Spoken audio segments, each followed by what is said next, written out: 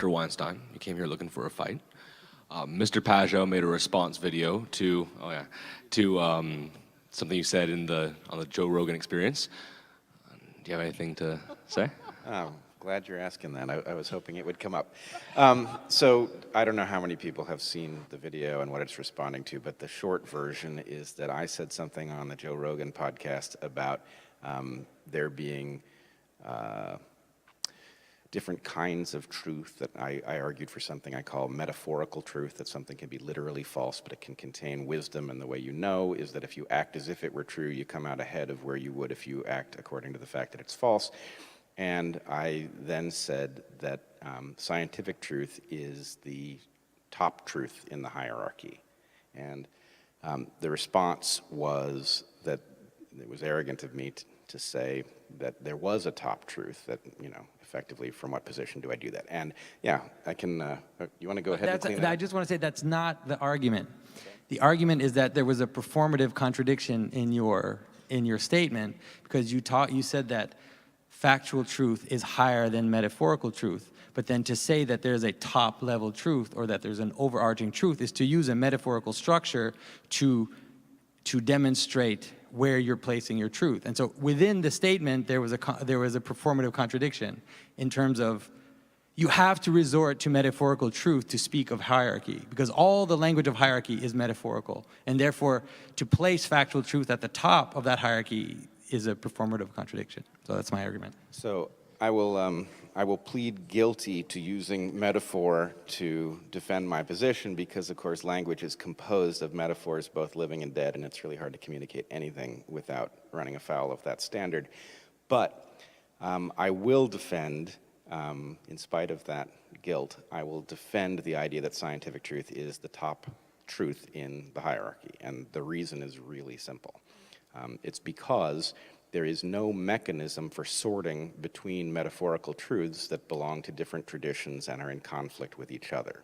So, in other words, if we take two, like behave well, when you die you go to heaven, that's cool, you should do that.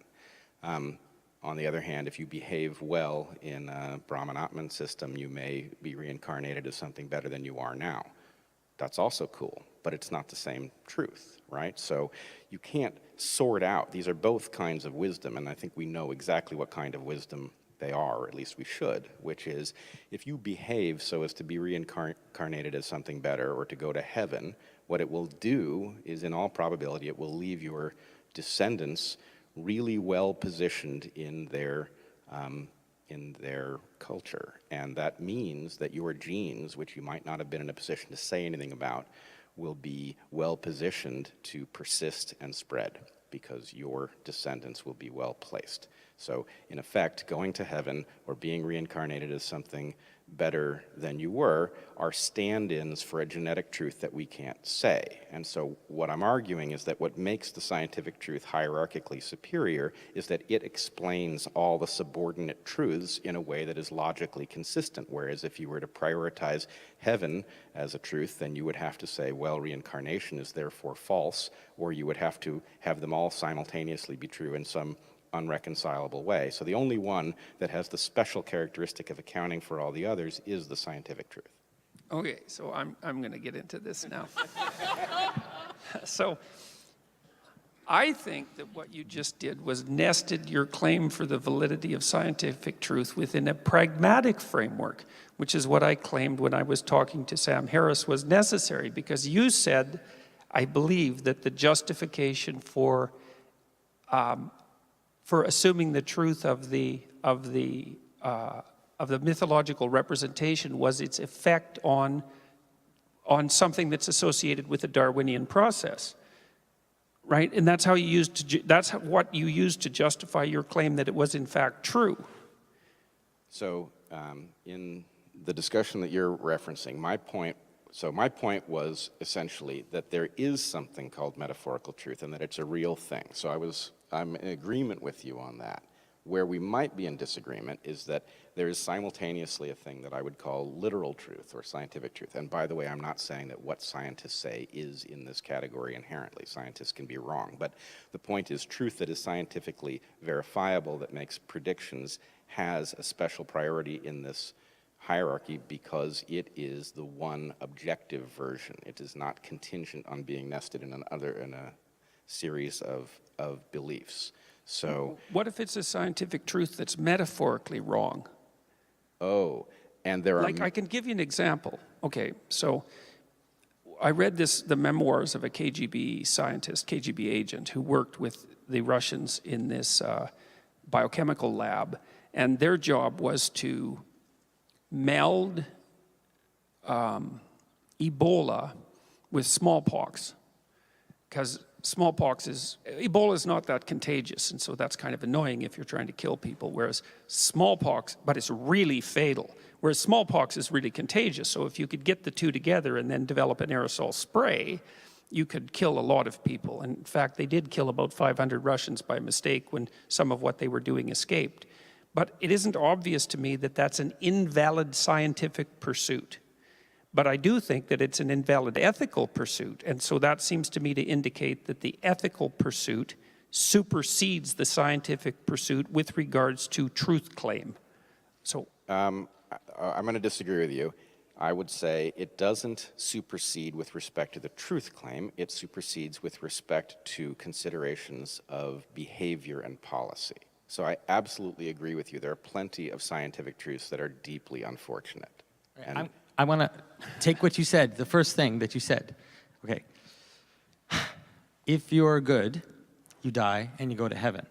If you're good, you die and you're reincarnated as a higher being. Those two things are the same, okay, in terms of their effect. They are restating of the hierarchy. The hierarchy, religion is all about the hierarchy. That's what religion is about. The restating of the hierarchy in those two terms have the same effect in terms of what we're saying, is that if you're good, you will not meld those two things together. And that is the hierarchy. The hierarchy itself is the capacity to be above quantitative, purely quantitative considerations and to apply qualitative thinking. And the whole language of hierarchy is all a language about a movement from quantity up to quality. Like it's movement, going up a mountain, it's going up the base and then going up to unity. And when you stand in that top place, then you can look down and you can judge what facts, because there is an innumerable amounts of facts. There's an infinite quantity of facts. You can decide which facts are worth pursuing. And so that's what religion is, and that's what the hierarchy is. And so if you take a quantitative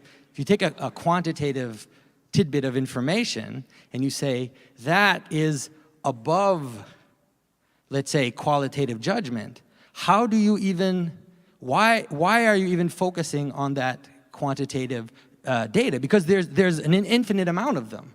So you have to have a manner by which you focus on something. And that is the hierarchy, and that is the whole language of the religious hierarchy. So what do you do where religious traditions and what I'm calling metaphorical truths conflict? So let's say mating systems. I would argue that monogamy is a superior mating system because it does not sideline any significant population of males. If you sideline a significant population of males by having what biologists would call a polygynous system, or people would generally call a polygamous system, if you do that, then you have sexually frustrated males who are left over and inevitably become something like a marauding horde or an army or something immoral like that. Now, wait. Now, you're assuming that's bad. Yes. And so you're falling into Jonathan's trap. Because you're saying, you see, you have this a priori framework that monogamy is better because you've already decided what constitutes bad. You can't help but lay a moral framework over your selection of facts. And so that, I mean, I'm not trying to trap you. I know this is a crazily complicated problem. Yeah. But the idea that the fundamental idea is that you can't select the damn facts and order them, which you have to do. You have to do it without applying an a priori moral framework. Right. So I would say I am applying an a priori moral framework. I am not treating this as a, I mean, you know, we could also look at the behavior of people as a physical process. It's equally a physical process as it is a moral behavioral process. I'm not doing that. I'm being a human being, and I'm saying from the point of view of values that probably everybody in this room would share, it is not desirable to have sexually frustrated young men roving around being violent because they can't find a mate because some other highly placed males in the society have many mates. That's not a good thing. That's not me speaking factually, that's me speaking morally. But my point is not that that's what should come out of this conversation. My point is different religions that contain metaphorical truths differ over what a viable reproductive strategy is. In other words, Christianity prioritizes monogamy. Modern Judaism does too, but the Torah does not.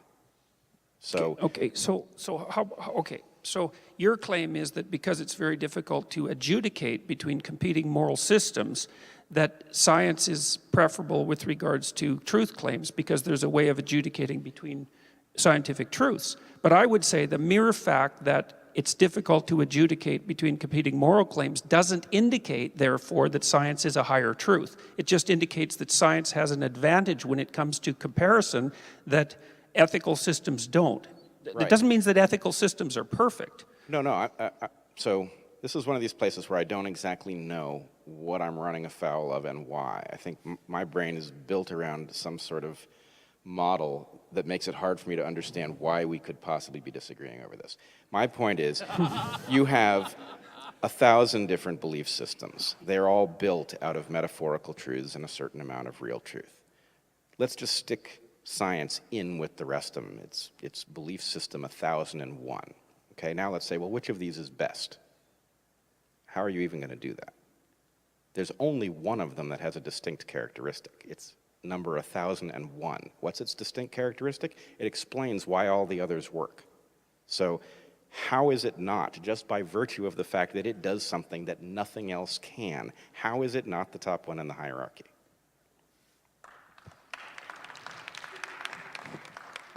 We have run a little bit past 8. Would y'all be interested in getting together for like an organized debate, like a little tag team, Peterson Pageau versus Weinstein Harris? Oh my goodness. Sure. Okay.